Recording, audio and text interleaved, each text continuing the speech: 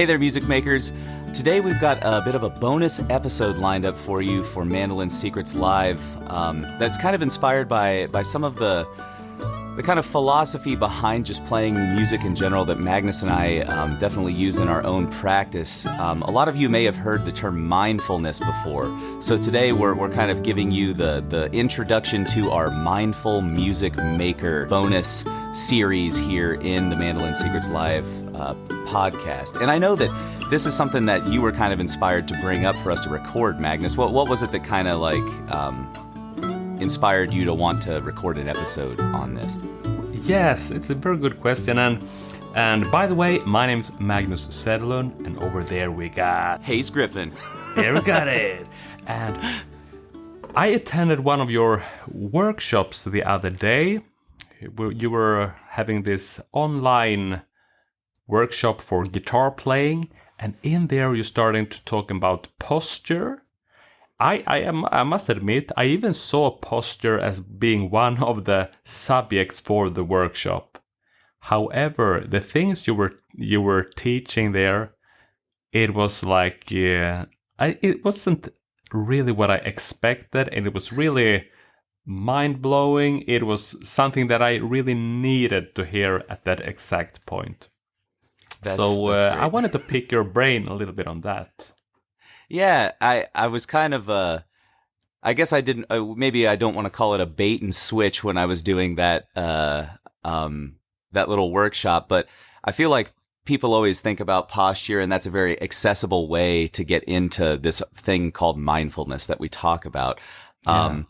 And the body and the mind are, absolutely 100% linked. And if the mind is not healthy, the body can't be healthy. So that was kind of like the point behind my whole foray into that posture thing. Yeah. And it's, as you also said, it's one of the things that we share very much.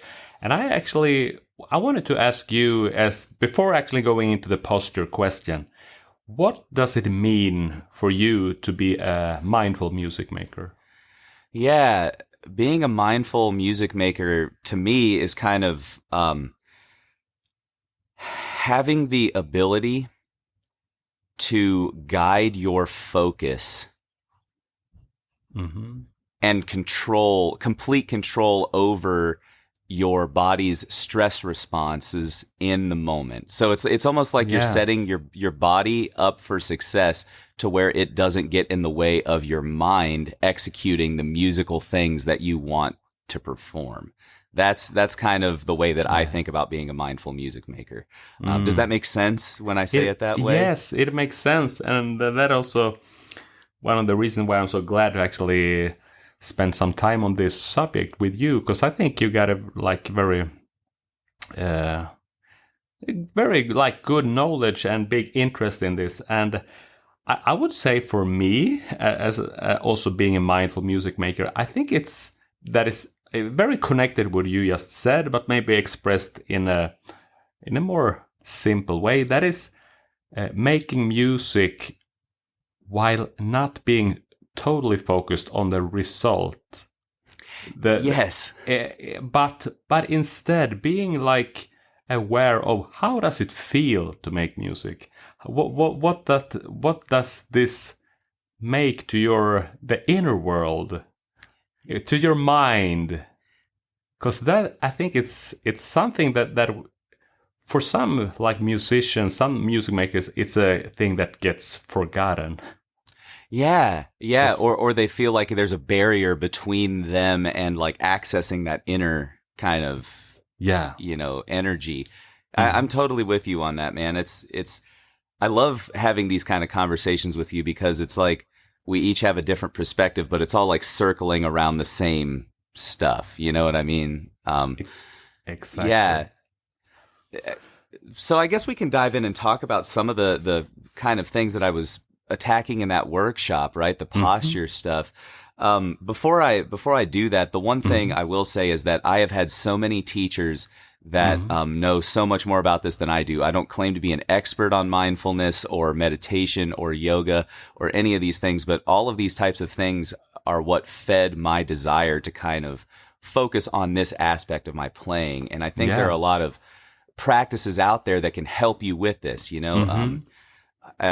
Like Magnus, I know, has gotten into some yoga, which has helped him with these things over the years. Yeah. And that was definitely one of my early inspirations. There's also kind of a practice that people call Alexander technique, which is a very practical way of kind of using what they call constructive rest, where you're like just laying down and noticing how the body feels against the surface that you're resting on, and just kind of focusing your mind's eye on muscular tension anywhere in the body. And that's kind of, at least for me, the entry point into this kind of mindful music maker realm, you know? Yeah. So I think posture is a great place for any of us to start with this, because we're either sitting or standing when we're playing, right? There are like two different scenarios that you have. But posture matters in either of those scenarios. Today we're gonna kind of talk about it from a sitting standpoint, but everything kind of applies to when you're standing.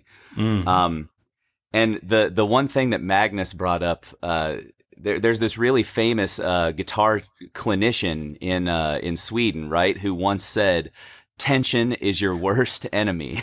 Yeah. Yes.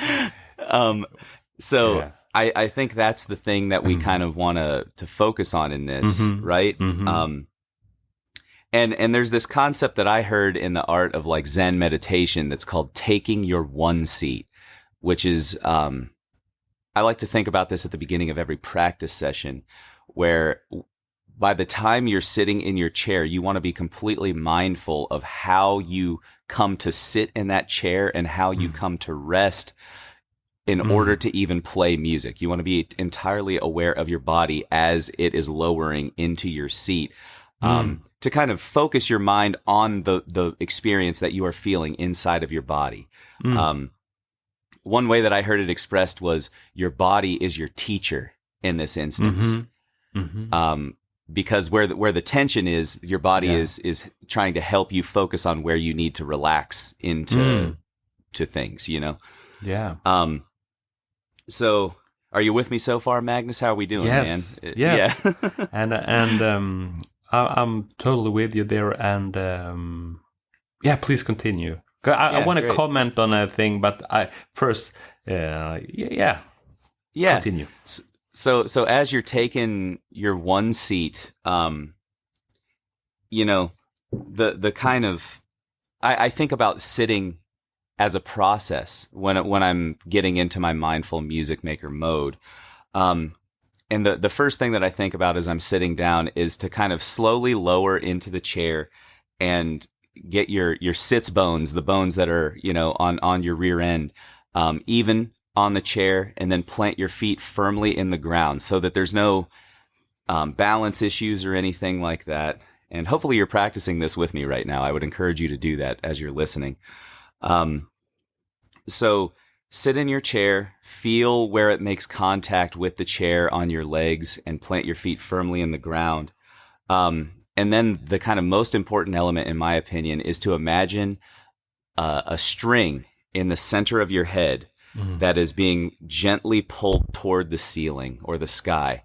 And I saw Magnus do it on our video call right here.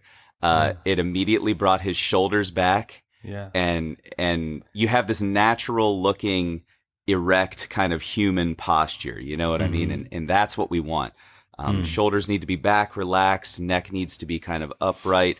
And one thing that happens when you imagine that string in your head is the curve in your lower back kind of remains there, your lumbar support, they call it. And that's a very essential piece to kind of playing music mindfully and relaxed. So string in the head, gently lifting forward, shoulders drop, curve in the lumbar, and then relax your arms at your side. And the next thing that you'll do, if you have your instrument nearby, is to pick up your guitar or your mandolin. Hopefully you've got a strap on, and keep those arms relaxed, and gently bring your instrument to your hands, not your hands to your instrument. That's an essential part, because if you're bringing your hands to your instrument, that means you can maybe be overextending or creating some unnecessary tension. The point of this is to get your instrument in your hands in a way that makes your body as naturally postured as possible. You don't want the instrument to affect how you're standing. You want to hold the instrument with a natural position. Yeah. And as soon as you get your instrument in your hands like that, everybody do this with me on the count of 3. We're going to take a huge deep breath in and out. So 1, 2, 3, in and out. And if any of you folks have been into meditation or anything like that, you'll know that that's a very common entry technique into a practice session, taking a series of deep breaths or one big deep breath. I want to, may I jump on in, buddy. Yeah. Because I'm actually reading a book right now about meditation and mindfulness. And funny thing, I started to read this book before your workshop. And there is, it's written by a Swedish writer. It's called Magnus, as me, Frid. But anyway, and he talks also about posture for meditation in this book. Funny, because he also talking about like dividing the parts in to different sections, sort of. So to how you sit with your legs and all that, sitting on a chair or sitting in this lotus. I think with your legs crossed or whatever. Yeah. But anyway, for the upper body, it's he explains it just like you are explaining this posture for right now. And one thing that this little lift in the string that you're talking about, I mean, I think it's kind of like opening up your chest a little bit. Making room for that breath that you just led us through. I'm so glad you brought that up. And like having like the space for the natural breath to flow naturally. That is probably the most important reason why we want to like posture our body this way.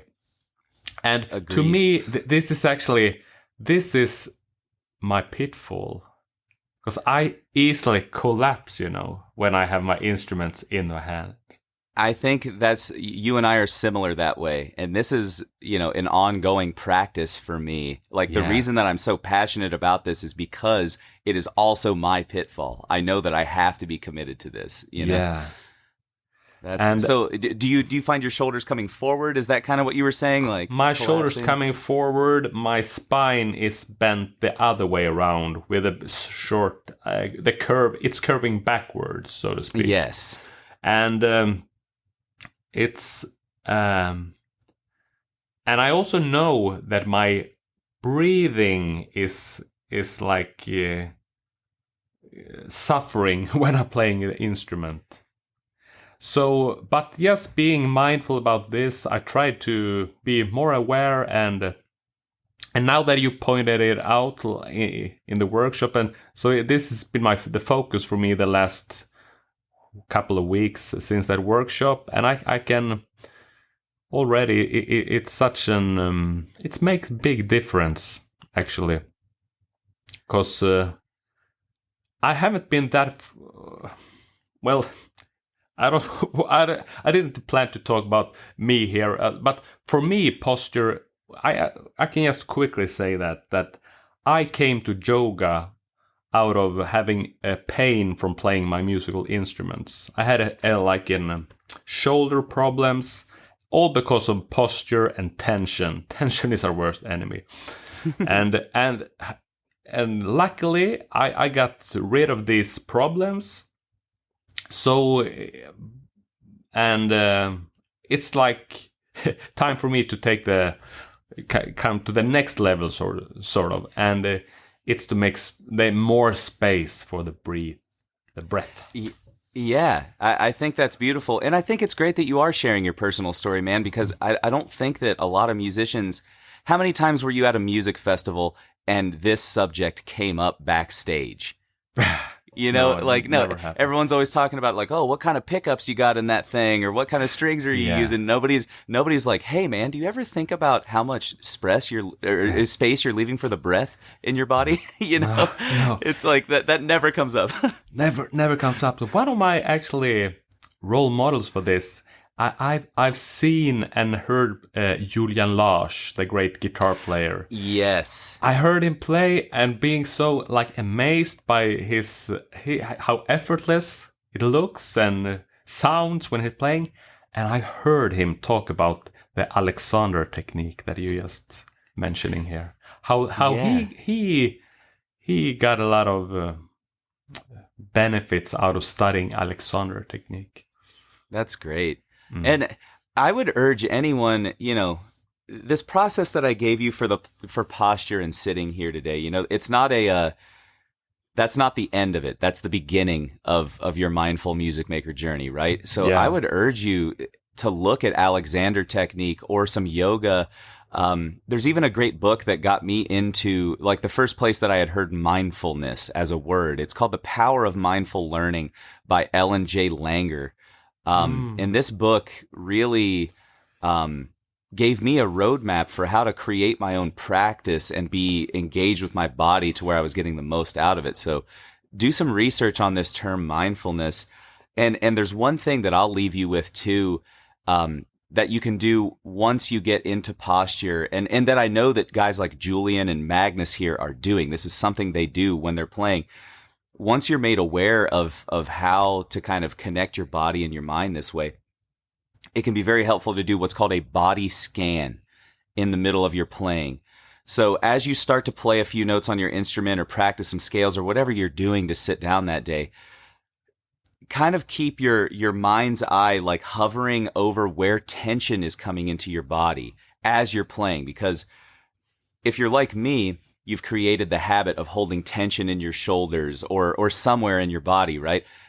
So when you pick up your instrument, your body just kind of naturally goes back into that position because it's used to it.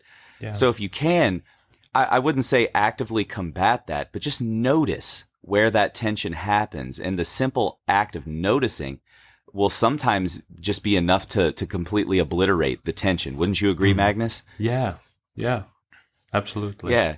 So continue to do your body scan. Make sure that your feet are firmly planted, that string is tugging toward the ceiling in the middle of your head, and then see where that tension is and breathe into it. That's what my yoga instructor always said. Breathe into the tension, put your mind's eye in your shoulders and then just breathe into it. I love that so much. I just feel like relaxed every time I do that. Oh. Thank you so much, Hayes, for sharing this. And I just feel that this will be a really, really good series of lessons for the mindful music maker. And I think every one of us has a little bit something that we want to try right now. Definitely. Well, hopefully this has been inspirational in some kind of way. And this helps your practice as much as it's helped our practice, because I know it's been very, very helpful. What do you say, man? Do you think we have anything else to lay on these mindful music makers here today? Maybe we can just link below the episode. We will link up some of the resources, this book that you told us about. And The Power of Mindful Learning is required reading for anyone here, so definitely check that out. And also, if you're interested in keeping up with the podcast, this is maybe your first time listening, head to mandolinsecrets.com/live for more info. Subscribe to us on your favorite platforms and leave us a review if you feel so inclined. Perfect. Thank you so much. And until next time, remember, be a music maker.